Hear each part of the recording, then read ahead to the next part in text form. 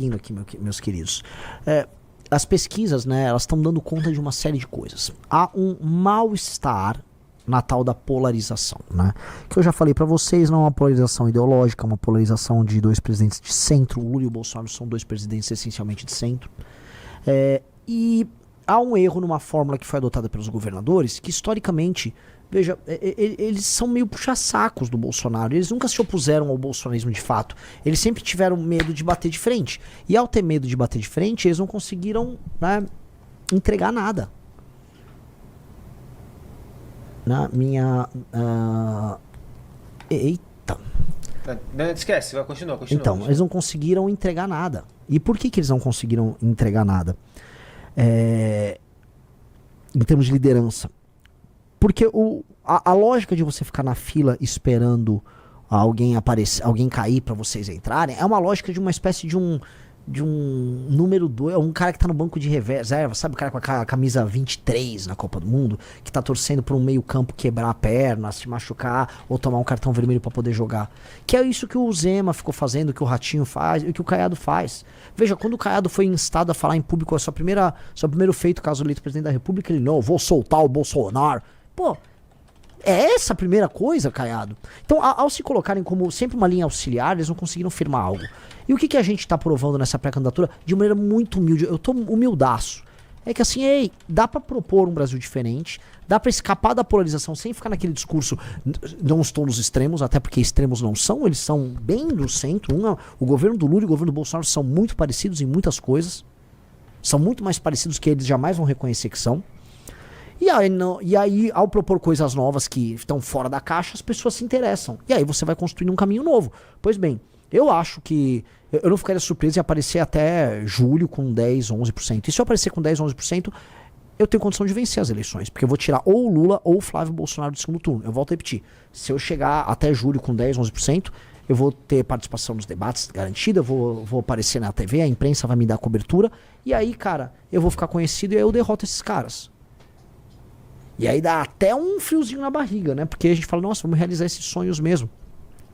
E isso é muito movido por uma militância que é sensacional. Nada hoje se iguala ao trabalho militante do Partido Missão e do MBL. Nada se iguala ao trabalho do nosso time. É um trabalho fenomenal. E é um time que está se preparando para um ano que vai ser muito difícil, um ano de muitas guerras, um ano de muitas surpresas, tá? E é um ano que... cara, a gente vai se firmar como força política e toda vez que você se firma como força política, você vai passar pelas dores do crescimento, pelos desafios. Imagina assim, essas últimas semanas, hoje, acho que formalmente hoje é o último dia das filiações, né? E, cara, todo mundo correndo pra lá e pra cá pra se filiar no partido A, partido B, partido C.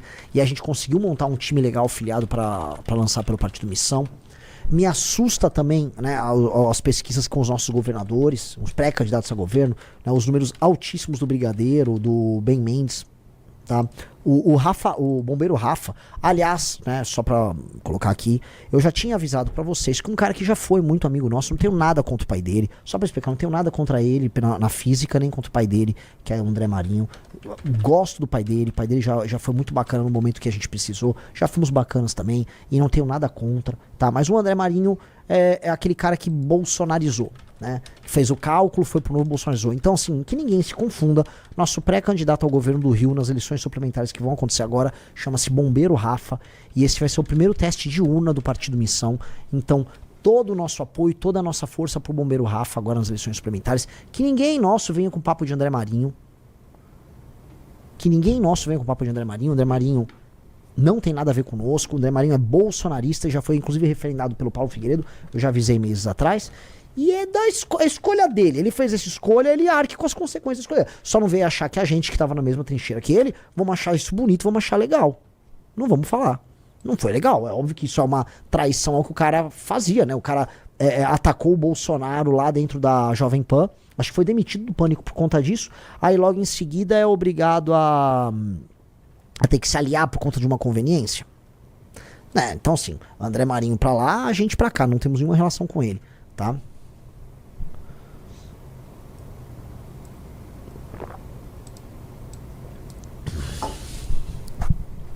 E estamos preparando as nossas pré-candidaturas ao governo, tá todo mundo subindo na pesquisa. França apareceu muito bem, França apareceu com 3.3 no Paraná. né? 3,3 para França, 5,7 para o Brigadeiro em Santa Catarina. Ben Mendes tem pesquisa que ele bate mais de 5% já em Minas Gerais. Rapaz. Aqui, ó, é o índice para segundo voto, né? Para vocês entenderem, quando você pergunta qual é o segundo voto que vocês têm. Cara, o Ben Mendes já tá tecnicamente empatado. Ele tá empatado com o Rodrigo Pacheco, que é do PSD, foi presidente do Senado, e como segundo voto ele está na frente do Matheus Simões e do Gabriel Azevedo. Gabriel Azevedo foi presidente da Câmara de Vereadores de Belo Horizonte, foi candidato a prefeito de Belo Horizonte, e o Matheus Simões é o atual governador de Minas. Né?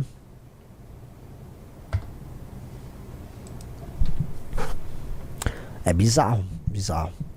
Então, eu fico muito feliz porque foram várias escolhas de pessoas, de várias lideranças que se juntaram ao nosso grupo, tá? E aí, cara, o que vocês olham para cenário de Brasil? Há um derretimento claro, oriundo do governo Lula. O governo Lula não está passando por um momento bom. O Lula voltou a fazer aparições públicas e o Sidônio está participando dessas aparições públicas e não está indo bem. Eu até gravei um vídeo, até foi bem o vídeo, passou de 500 mil de views. Né? É um vídeo em que eu tratava ali de uma ida dele em um desses eventos, em que uma mulher cobrou o emprego dele. Ele ficou falando de emprego de maneira genérica, falou de Pix, ficava lá o Sidônio soprando do Pix. Tá uma situação ruim. E aí finalmente estão começando a falar em substituir o Lula. E caso o Lula não se mostre viável, ele ser substituído pelo Haddad nas eleições. E paralelamente o Haddad já está em campanha para o governo do estado de São Paulo, produzindo muito conteúdo. Eu tomei o cuidado de checar se o conteúdo que ele está produzindo é local ou nacional. E eu reparei que o conteúdo que ele está produzindo é um conteúdo essencialmente paulista. Portanto, ele está focado ainda no governo de São Paulo, mas eu tendo a crer que há uma chance bem concreta do Haddad concorrer à presidência da República, tá? O que vai determinar se será o Lula ou será o Haddad? Vai vir uma batelada de ataques contra o Flávio Bolsonaro, ataques que não são apenas midiáticos, mas ataques jurídicos, tá? Vai estourar muita coisa, e não é que ai, tadinho do Flávio, foi alvo do ataque do PT. Não. Ataques reais, oriundos de um problema real. E eles vão ver. Se o Flávio cai, eles substituem, eles mantêm o Lula. Se o Flávio não cai, eles substituem. Mas agora tem esse novo elemento, que é o Renan. Sou eu, no caso. Que estou num processo de subida. Se manter essa curva de subida, assim, rapidamente eu vou alcançar os 10%. E aí surgiram agora novas candidaturas. Então colocaram o Cabo Daciolo no pleito, né? Eu não sei se colocaram, ou se os partidos só querem colocar alguém na mesa para poder pleitear alguma coisa, ou se só querem lançar eles. E botaram o Augusto Cury, que é um escritor acho que de autoajuda, um best-seller aí, tem muitos seguidores nas redes sociais. Não conheço nada do que seria a plataforma dele, então não vou falar nem bem nem mal, tá? O Daciolo, mesma coisa. Foi um personagem folclórico na eleição de 2018. Mas eu acho que isso irá sim nos atrapalhar nas próximas pesquisas, porque nesse voto, né, pelo novo, por alguém que pinte, você, né, acaba dispersando. Então, por mais que eu acho que o Zema vai deixar de ser candidato, e por mais que eu acho que o Caiado não dura com essa candidatura, esses outros nomes aparecem para você ficar dissipando vamos dizer, a vontade do eleitor. É do jogo, não vou ficar aqui reclamando de nada, tá? Prosseguindo. Então esse é o cenário que a gente está construindo, tá? Um cenário que envolve novos players. É um cenário que vai envolver também a construção de plataformas alternativas ao bolsonarismo e ao lulismo. E nesse cenário de plataformas alternativas a gente é de longe a que está mais bem desenvolvida, simplesmente porque a gente se propõe a fazer isso. Eu não sei se enfim, não dá pra falar que os partidos lá do Daciolo, etc, estão fazendo isso, mas dá pra falar que é o jogo como é que tá. A Marta Miriam Perim falou: Renan, boa, estou comprando seus sapatos, tem preferência de cor? Por favor, se corresponder agora. Preto ou marrom? Preto ou marrom?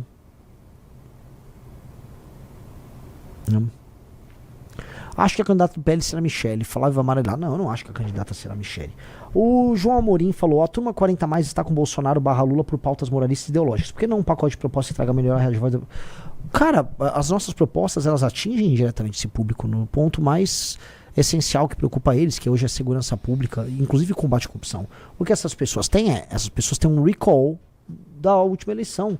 O Flávio e o Lula são os nomes top of mind na cabeça das pessoas mais velhas. As pessoas mais abertas para novidades em qualquer área são as pessoas mais jovens. O nosso cérebro, galera, ele... Até o pessoal fala muito de rewire, que é você reamarrar o seu cérebro, né? Você reorganizar os neurônios. Porque a gente cria circuitos de pensamento. Conforme o tempo passa, por que a gente se torna repetitivo? Já viu aquela coisa? Quando você fica velho, você fala sempre as mesmas histórias, você fica cheio de manias. O que é ficar cheio de manias? Você começa a repetir certos circuitos mentais, e aí você começa a ter os comportamentos iguais, vontades iguais, opiniões iguais, você fica preso. Então ficar velho, em grande medida, o que é ficar velho de cabeça? É você ficar preso nesses circuitos repetitivos e não se abrir mais para o novo, não inovar em nada, não ter pensamento divergente, se deixa de ficar criativo. Então o que é ter um cérebro jovem, que é o cérebro de uma criança? É ficar o tempo todo criando novas ligações no cérebro, ficar especulando coisas novas, coisas diferentes. Então, isso aqui é uma lição para, né, sempre estar se rejuvenescendo. Agora, o cérebro do jovem é aberto ao novo, enquanto o cérebro das pessoas mais velhas, como ele vai, né, tô botando uma aspas aqui, calcificando, ele vai ficando preso em certas conexões neurais mais antigas, ele vai ficando meio lento, né? Lento não, ele fica pouco criativo. Então essa pessoa, ela demora mais para se abrir ao novo, enquanto que as pessoas mais novas estão abertas ao novo. O Lucas Peixoto disse: Renan tá meio aéreo. Sim, estou muito aéreo. Estou muito cansado. Estou muito cansado. E isso tem um efeito na cabeça, cara. Você começa a ficar... só de falar assim, isso já me dá Cadê o Super Coffee? Eu já tomei, cara. Não vou ficar tomando tanto Super Coffee não, porque também você fica muito acelerado. Cadê energético? Também não. Sem, nem a pau. Então, né, voltando, eu tô cansadão mesmo. Do que eu tava falando mesmo, Riso? Dos mais velhos, tá? Essa questão dos mais velhos é uma questão ainda a se resolver, tá? Eu não quero me abrir para o novo. Não, partido não, se abra para a missão, né? Renan Saploski, eu sei qual livro está falando. Outros temas que estão rodando aí, tá? Tem o tema da briga do bolsonarismo, né? A briga interna do bolsonarismo, que eu acho que é uma coisa que... comente. Eu não quero comentar mais nada desses caras, porque agora eu sou pré-candidato à presidência e eu tenho que tirar um pouco a mente do analista e entrar um pouco a mente do pré-candidato. É óbvio que essa briga nos beneficia, mas eu não comentarei, não é porque eu tô sendo oportunista, é porque essa briga era inevitável. E na verdade nós fomos muito bonzinhos nessa briga. A gente meio que avisou a família Bolsonaro de que eles tomariam uma tungada dessa galera já há alguns anos. Agora, eles são viciados em errar. Eles são viciados em atrair oportunistas. Vamos lembrar, o Pablo Marçal concorreu a prefeito de São Paulo e foi até o Bolsonaro pegar aquela medalha de imbrochável. Ou seja, os caras premiam, eles dão certificados de idoneidade bolsonarista pros caras que vão apunhalar eles. Mesma coisa com a turma do Nicolas, etc. É óbvio que os caras estão fazendo isso. E ainda vira uma coisa muito ruim, que é os caras não conseguirem sequer reagir. Então o Eduardo tentou reagir lá, o Nicolas, e aí ele toma bronca do Rodrigo Constantino. Então fica uma... Mas assim, isso é inevitável. O que a turma do Nicolas gostaria, no fundo, é que o Flávio não ganhasse a eleição. Se o Flávio ganhar a eleição, eles vão ficar amarrados ali. Eles gostariam que o Flávio não ganhasse a eleição, que aí a família fosse substituída e aí novas lideranças surgissem. É isso. E eles iam, né, só fingir que nada tá acontecendo. É que tá no cenário também, Renan. Se o Flávio perde a eleição, o nicolismo assume o bolsonarismo. Sim. Se o Flávio ganha a eleição, o Flávio vai pra cima deles. É lógico. É uma guerra inevitável. A guerra só se tornou também inevitável porque permitiram dentro da família Bolsonaro que o Nicolas chegasse a um tamanho que chegou fazendo o que ele faz ali dentro. Sim. Né? A gente tira as pessoas. O cara que quer bolsonarizar, o cara sai fora. Ou não aguenta ficar aqui dentro. Né? Ou trai a gente, como tantos fazem. Entendeu? Mas o nosso grupo político é um grupo coeso. E eis um problema no bolsonarismo. A gente não está passando por conflitos internos aqui. A gente lida com as nossas crises até de maneira bastante pública, de maneira bastante simples.